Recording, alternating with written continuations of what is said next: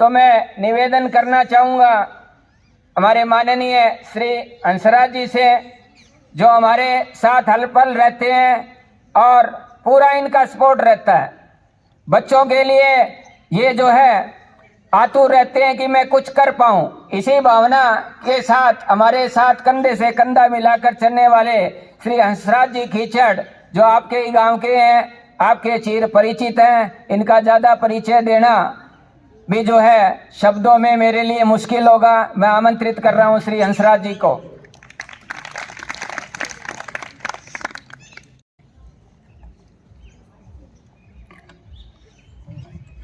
आज के हमारे मुख्य मेहमान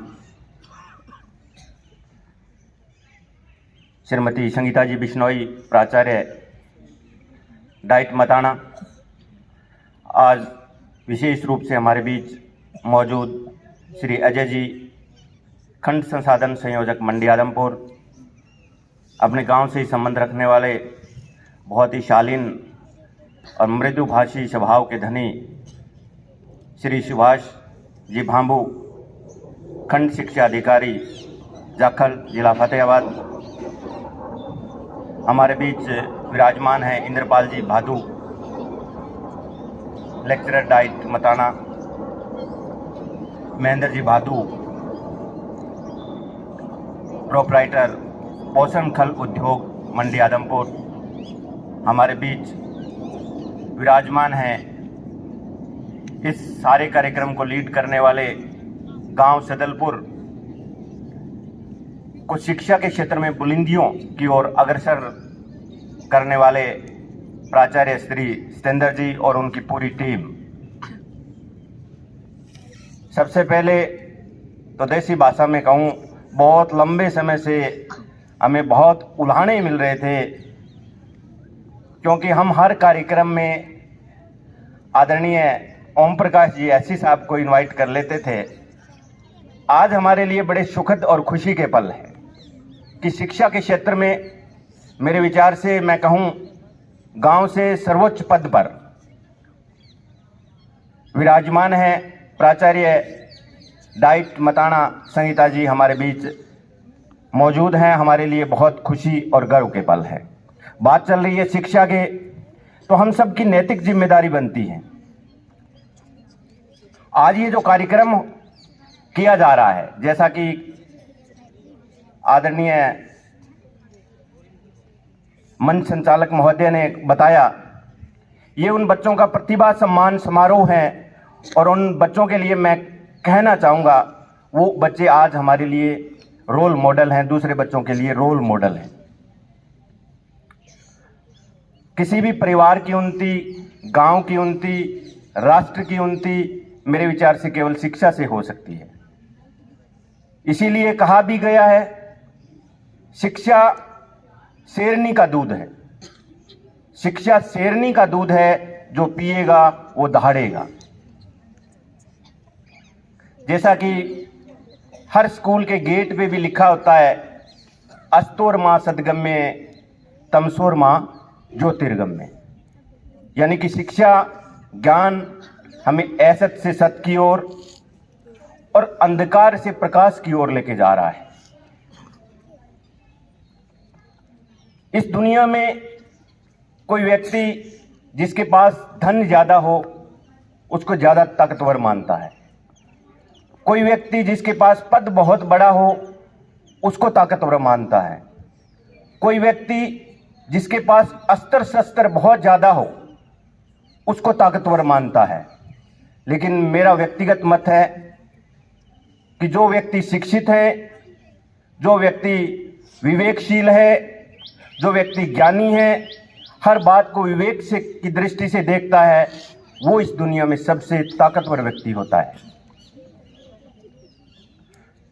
अब प्रश्न ये उठता है, आज का कार्यक्रम जो प्रतिभा सम्मान समारोह है अपना, कि हम अच्छी शिक्षा कैसे ग्रहण करें। ये ज्वलंत बात है, ज्वलंत मुद्दा है। इस पर चर्चा करने के लिए हमारे बुद्धिजीवी आप लोगों को अपना अनुभव बताने के लिए, आप लोगों को मार्गदर्शन देने के लिए हमारे बीच विराजमान हैं। इसी कड़ी में कुछ बातें मैं आप लोगों के साथ मैं भी शेयर करना चाहूँगा, जो छोटी छोटी बातें हैं जो आपको सुनने में ऐसा लगेगा कि ये कोई बात है क्या, लेकिन उसके बहुत दीर्घकालिक परिणाम बहुत सुखद आएंगे। सबसे पहले तो बच्चे बैठे हैं, मेरी बात को ध्यानपूर्वक सुने। किसी भी क्षेत्र में उन्नति के लिए और विशेष रूप से विद्यार्थी को अगर हाईएस्ट अचीवमेंट्स करनी है तो सबसे पहले जरूरी बात होती है टीचर्स की बात को, वक्ता की बात को ध्यानपूर्वक सुनना। पहला फार्मूला है ये बात देखने में बिल्कुल छोटी सी लगती है, लेकिन इसके बहुत गंभीर परिणाम, बड़े सकारात्मक परिणाम हमेशा सामने आते हैं। दूसरी बात, हमेशा ईमानदार रहो और स्पष्ट बोलो, सच बोलो। टीचर्स आपसे पूछते हैं कि काम करके नहीं आए, हो सकता है आपसे काम ना भी हुआ हो, लेकिन उनको घुमा फिरा के उत्तर न देकर कि कल मेरे को घर में ये काम हो गया था इसलिए मैं ये काम नहीं कर पाई या नहीं कर पाया। ईमानदारी से उत्तर देना सीखो। दूसरी बात है, जो बहुत बड़ी बात है, आपको बहुत ऊंचा लेके जाएगी, ईमानदार रहना है। आप अब्सेंट रहते हैं, टीचर्स दूसरे दिन क्लास में पूछते हैं कि आप क्यों नहीं आए, घुमा फिरा के उत्तर नहीं देना। जो सच्चाई है वो टीचर्स को बतानी है कि मैं इस काम से नहीं आया, फिर टीचर्स आपको सजेस्ट करेंगे आगे। अगली बात, जो छोटी बात है, बिल्कुल साधारण बात, लेकिन दीर्घकालिक बड़े सकारात्मक परिणाम आएंगे। आप विद्यार्थी हैं, हमेशा शुद्ध सात्विक भोजन करें। आप शुद्ध सात्विक भोजन, क्योंकि भोजन का संबंध तन से है और तन का संबंध मन से है, तो हमेशा शुद्ध सात्विक भोजन करें। चटपटी बाजार की चीजें खाना छोड़ दें आप। इससे भी पढ़ाई का संबंध है। जीवन में लक्ष्य निर्धारित अवश्य करें आप। लक्ष्य निर्धारण के बगैर हम बहुत लंबा नहीं चल पाएंगे या बहुत आगे नहीं बढ़ पाएंगे। ज्यादा समय न लेते हुए अब मैं कुछ फार्मूले आप लोगों के ऐसे बताना चाहूंगा जिसमें आप जो मैंने पहले बताई है उसी के संदर्भ में है। जब भी आप स्कूल में आए, स्कूल के गेट को नमन करें। जैसे ही आपको टीचर्स मिलते हैं उनके चरण स्पर्श करें, उनका अभिवादन करें, उनका सम्मान करें। पहला फार्मूला है ये। दूसरा, अच्छा श्रोता बनना है। टीचर्स कि आपको किसी भी प्रकार से आपको टीचर्स का चहेता बनना है। चहेता, आप टीचर्स के फेवरेट स्टूडेंट बन जाइए। उसके लिए आपको वैसा कितना ही पढ़ना पड़े, कुछ भी करना पड़े, एक बार टीचर्स के क्लोज कांटेक्ट में आ जाइएगा। तीसरी जो अति महत्वपूर्ण बात है, कोई भी विद्यार्थी इस बात को अपनाकर कहीं भी पहुंच सकता है कि टीचर्स कल क्या पढ़ाएंगे। अभी तो चलो एग्जाम की बात कर रहे हैं, नेक्स्ट सेशन में ऐसा करके देख सकते हैं आप कि कल क्या पढ़ाएंगे टीचर्स। आपको पता होता है कि आज ये टॉपिक हमारा यहाँ खत्म हुआ है, कल साइंस वाले सर या मैथ वाले सर या इंग्लिश वाली मैडम ये हमें पढ़ाएगी। तो आपको वो चीज घर में पहले पढ़नी है। घर में उस चीज को पहले पढ़नी है, उसके नोट्स भी बना लेने हैं और कुछ डाउट्स लिख लेने हैं। जब टीचर्स अगले दिन में वही क्लास में वही टॉपिक पढ़ा रहे होंगे तो आप लोगों का रिवीजन हो रहा होगा। आप लोगों का क्या हो रहा होगा? रिवीजन हो रहा होगा। और जब क्लास के अंत में टीचर्स आपसे पूछते हैं, हर टीचर्स पूछता है कि कोई डाउट है तो मेरे से पूछ लीजिएगा, तो तब आपने जो डाउट्स लिख रखे हैं वो अपने डाउट्स भी क्लियर कर लीजिएगा। फिर घर जाकर जो आपने क्लासरूम में पढ़ा था उसकी थर्ड रीडिंग हो जाएगी। और मेरे विचार से लगातार 24 घंटे में किसी भी चीज की 3 रीडिंग हो जाए और महीने में 2 रीडिंग और हो जाए उसी चीज की, जो कभी भी हो सकती है, तो कुछ हद तक 90% तक वो परमानेंट मेमोरी में चली जाती है।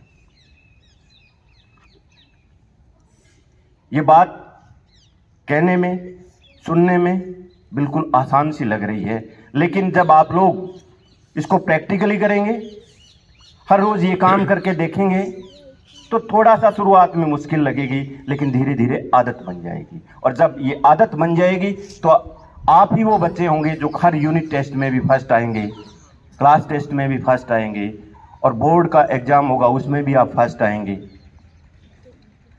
अगली बात कि किसी भी क्लास टेस्ट को, किसी भी एग्जाम को आप छोटा ना मानें।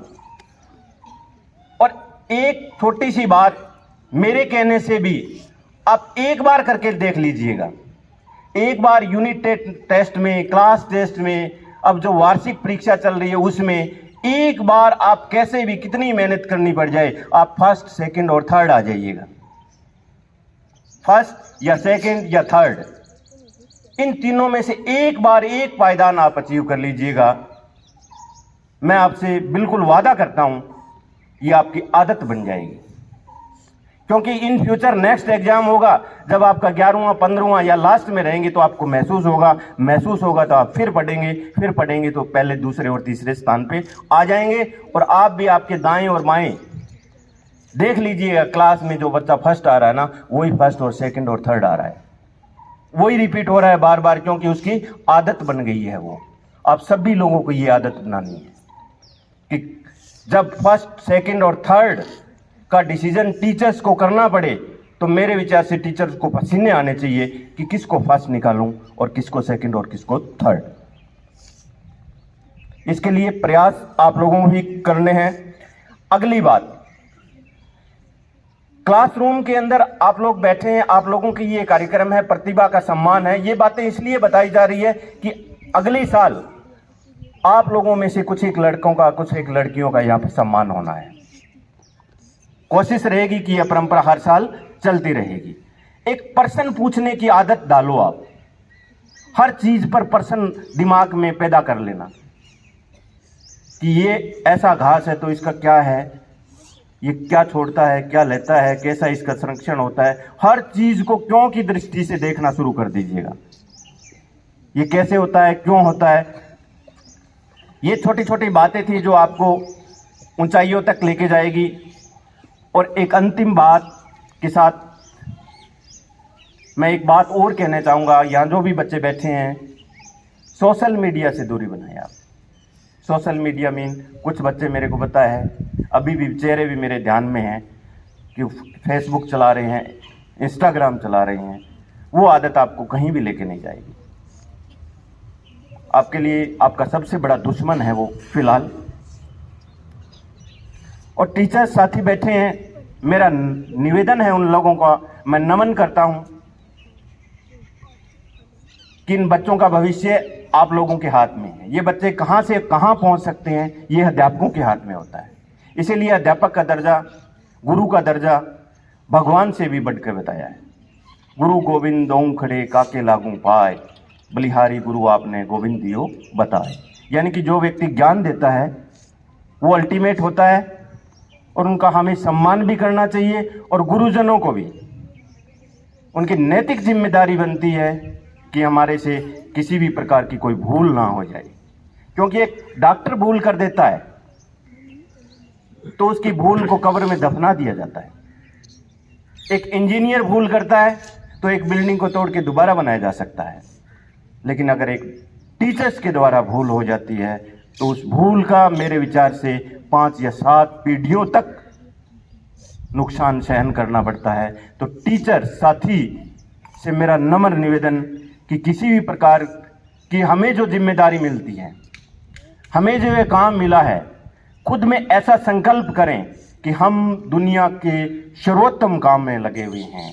इस दुनिया में किसी को शिक्षा देना, अच्छी शिक्षा देना, इससे पुनीत कोई काम ही नहीं हो सकता। और हम सब लोग इस कड़ी में जुड़े हुए हैं तो हम सब की नैतिक जिम्मेदारी भी बनती है। दूसरा बात ये है, थोड़ा सा अब इनरोलमेंट का ड्राइव चल रहा है स्टैंडर्ड जी में। ये बात मैं टीचर से भी कहना चाहूँगा, सभी ग्रामीण हमारी जिम्मेदारी बनती है। हम जहाँ भी बैठे हैं एजुकेशन की बात करें। पहली बात, चाहे कोई सोशल फंक्शन है, पारिवारिक फंक्शन है या कोई भी फंक्शन है, हमारी सबकी नैतिक जिम्मेदारी है। क्योंकि हम ऐसे प्रोफेशन से जुड़े हुए हैं जो बहुत सेंसिटिव प्रोफेशन है। बहुत सेंसिटिव प्रोफेशन है। हम जहां भी बैठे शिक्षा की चर्चा करें। और अपने गांव का ये जो स्कूल है, मेरे विचार से मैं खुले मन से कहता हूं, हमारे लिए गर्व की बात है और बच्चों का सौभाग्य है कि आज अपने गांव में जो फैकल्टी है, आदमपुर ब्लॉक में तो कम से कम मेरे को नॉलेज है ऐसी फैकल्टी कहीं नहीं है। और मैं खुद दावा करता हूं, जब भी जहां भी होता हूं, दूसरी जगह भी होता हूं, कि हमारे बच्चों से आप कंपटीशन करके देख लीजिएगा।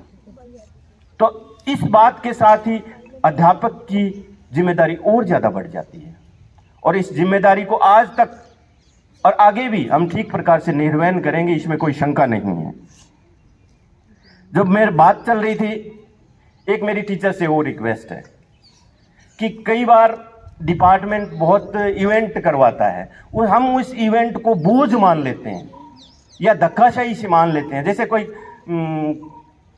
भाषण का कंपटीशन है, कोई निबंध कंपटीशन है, कोई क्विज कंपटीशन है। मेरी टीचर से रिक्वेस्ट है, हाथ जोड़कर मेरी विनती है कि मैक्सिमम बच्चों को उसमें पार्टिसिपेट कराओ। उन बच्चों से आज हमें ऐसा परिणाम नहीं आएगा, लेकिन दीर्घकालिक बच्चे के अंदर ऐसी ताकतें विकसित हो जाती है जो किसी भी मंच पर जाकर वो कमाल कर दिखाएगा। और ये आदत अभी से डेवलप होगी, बाद में डेवलप होनी बहुत मुश्किल हो जाती है। तो विभाग द्वारा जो भी इस प्रकार के कंपटीशन होते हैं उसमें पार्टिसिपेट कराएं। इसका एक उदाहरण देना चाहूंगा, 1 मिनट का समय और लूंगा। चुली वागड़ियान एक स्कूल है मेरे क्लस्टर में, उसमें जब स्पेलिंग की कंपटीशन होती है, निबंध लेखन की प्रतियोगिता होती है, अभी जिला स्तर पर भी हुई है, और इस प्रकार के कई स्पेल बी कंपटीशन, हिंदी में वर्तनी कंपटीशन, 40 बच्चों में से लगभग 34 बच्चे चुली वागड़ियान के एक ही स्कूल के हैं। तो ऐसे कंपटीशन में चंद्र जी आपसे भी मेरी गुजारिश है, पार्टिसिपेट कराएं ताकि बच्चों की वर्तनी भी, लिखावट भी। अब बात के साथ एक बात और जुड़ गई, बच्चों भी इस बात को मेरी ध्यानपूर्वक सुनना। आप अपनी, अब जब एग्जाम हो जाएंगे, कुछ समय आप राइटिंग पर लगाइएगा। अगर आपकी राइटिंग बढ़िया हो जाती है तो आप टीचर से धक्के से 10 नंबर छीन सकते हो 100 में से। जब टीचर से आपका पेपर चेक कर रहा होता है, आपकी राइटिंग इतनी ज्यादा सुंदर है। मैं अगर व्यक्तिगत रूप से, हो सकता है मैं गलत हूं, जिसकी बहुत अच्छी राइटिंग हो और शुरू में ही अगर टीचर्स को राइटिंग के द्वारा भी प्रभावित कर लिया जाए तो 6 से लेकर 10 नंबर तक एक बच्चा अपनी राइटिंग के बल पर भी ग्रहण कर सकता है। ऐसा मेरा व्यक्तिगत मानना है, हो सकता है ये जनरलाइज ना हो। इन्हीं बातों के साथ अपना मैं स्थान ग्रहण कर रहा हूँ और पुनः बाहर से जो भी, और विशेष रूप से संगीता मैम का, आप हमारे बीच पहुंचे हैं, हमें बहुत खुशी है। और भविष्य में अब एक लीक पड़ गई है तो इस लीक पर हमेशा हम चलते रहेंगे। और एक रिक्वेस्ट तो ये आपसे भी रहेगी और दानिया साहब से भी रहेगी, उनको भी जब आप आए तो उनको साथ लेकर आएंगे और वो आएंगे तो आपको साथ लेकर आएंगे, ऐसी हमारी विनती है। आपने अपने अनुभवों के आधार पे विद्यार्थियों को प्रेरित किया, और करें भी क्यों ना। आपका शिक्षा से जो गहरा जुड़ाव है, बच्चे अक्सर आप सर को यहाँ आते हुए देखते भी हैं, और ये हमारे शिक्षा विभाग से भी जुड़े हुए हैं, ABRC के पद पर हैं। इन्होंने जो बारीकी से एक एक बात बच्चों आप तक पहुंचाई,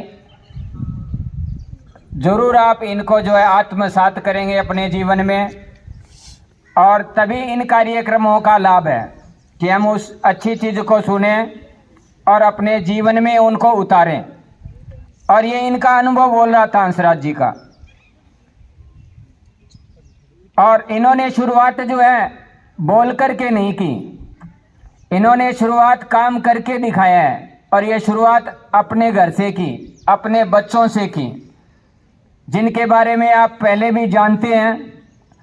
सदलपुर ही नहीं, पूरा जो है आदमपुर, हरियाणा, और अब तो अपने देश स्तर की बात भी कर सकते हैं हम। सदलपुर का नाम अब हंसराज जी के बच्चे या अपने सदलपुर से जुड़ा है, उसकी बात कर रहा हूं मैं।